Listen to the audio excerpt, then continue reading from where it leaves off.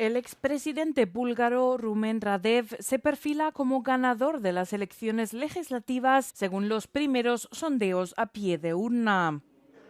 A menudo descrito como cercano a Rusia, su coalición obtendría entre el 37 y el 39% de los votos, muy por delante del partido conservador GERB, encabezado por el ex primer ministro Boyko Borisov, al que los sondeos atribuyen en torno al 16%.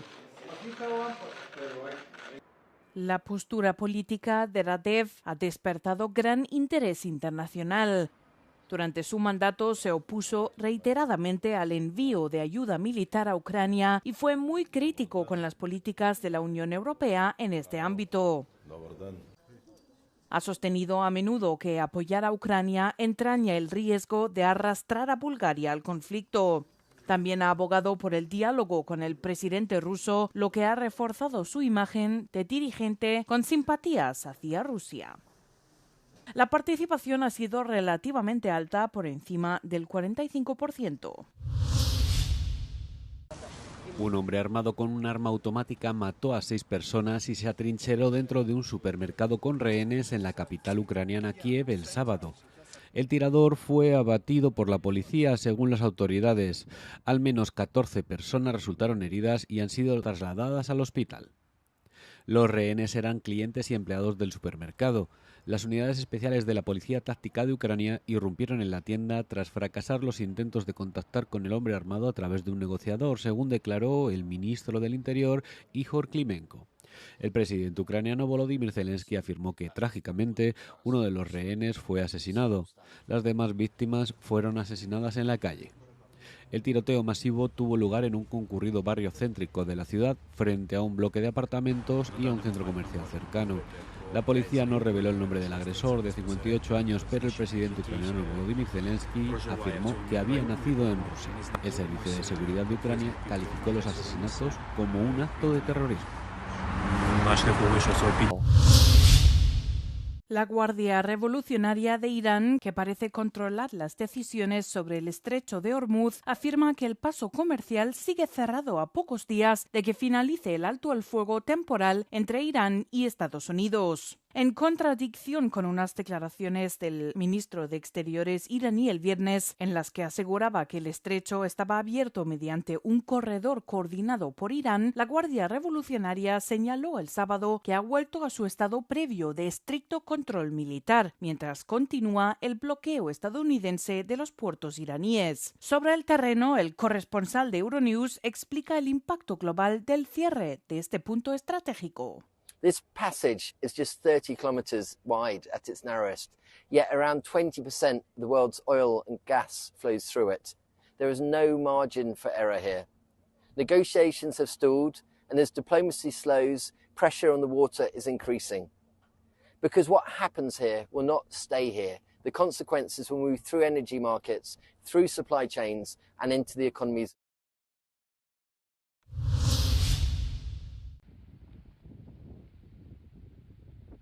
La tensión se disparó de nuevo después de que 2 lanchas armadas de la Guardia Revolucionaria iraní abrieran fuego contra un petrolero que navegaba por el estrecho de Hormuz, según confirmó el ejército británico.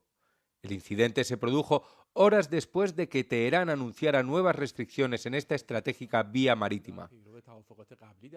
Las autoridades iraníes advirtieron de que su bloqueo se mantendrá mientras siga en vigor el impuesto por Estados Unidos a los puertos de su país. Washington, por su parte, no muestra señales de dar marcha atrás. El presidente Donald Trump aseguró que las sanciones seguirán en pleno vigor hasta que Irán alcance un acuerdo con Estados Unidos que incluya su programa nuclear. El cierre llega apenas un día después de que Teherán hubiera reabierto el estrecho al tráfico comercial. Por Hormuz pasa aproximadamente 1/5 parte del petróleo que se consume en el mundo. Cualquier nueva restricción amenaza con reducir aún más el suministro global y volver a presionar al alza los precios. Así, la crisis vuelve a escalar en uno de los puntos más sensibles del comercio energético mundial.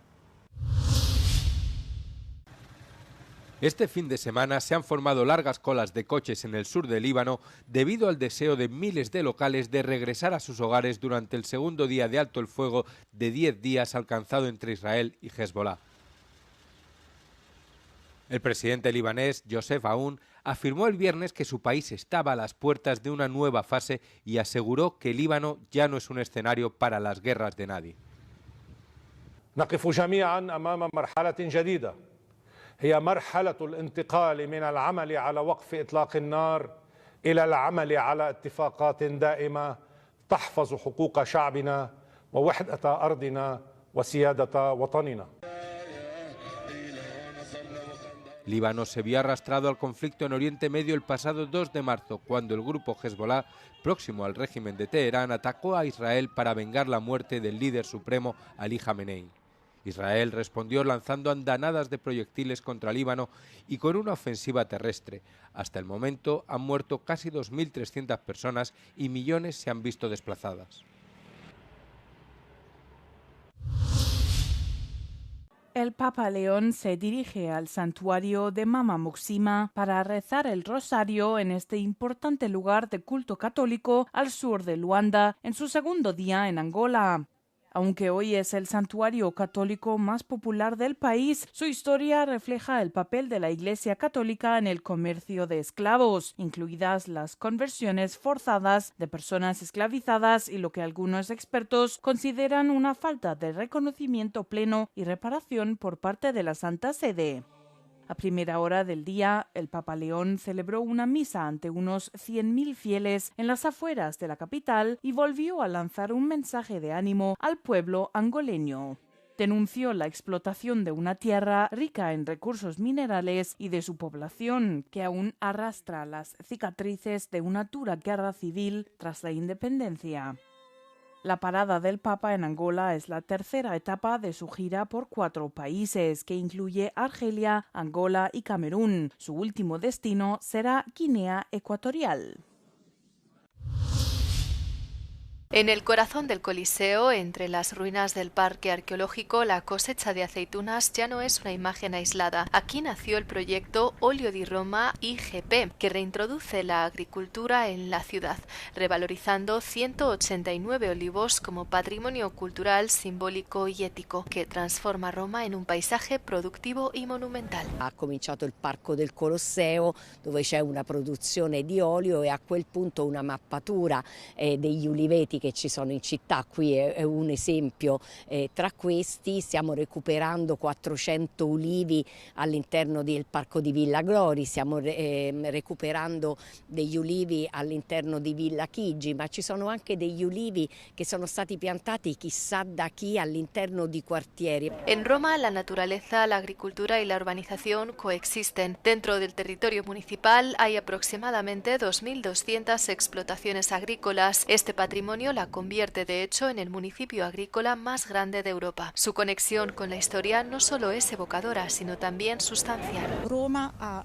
insegnato l'utilizzo dell'olio a 360 gradi e ha sviluppato la produzione con gli antichi frantoi, portandola poi in tutto l'impero, perché l'olio per Roma, per la Roma antica, era sia l'olio verde, quindi l'olio realizzato con le olive verdi, quindi di alta qualità proprio per il cibo, per la cucina, per le lucerne, quindi per l'illuminazione, l'olio lampante, e poi anche per la cosmetica, quindi il sapone nero, ma gli unguenti per gli atleti, gli unguenti per la bellezza. A nivel de producción, este aceite involucra aproximadamente a 120 fincas que siguen una especificación precisa. Per essere olio di Roma IGP bisogna rispettare un disciplinare che garantisce delle caratteristiche chimiche e organolettiche molto stringenti, che significa un olio di grande qualità dal punto di vista del gusto, ma soprattutto anche dal punto di vista nutrizionale. Encontrar una botella no es difícil. Se puede hacer en los museos de la capital o en la página web del consorcio que gestiona el proyecto.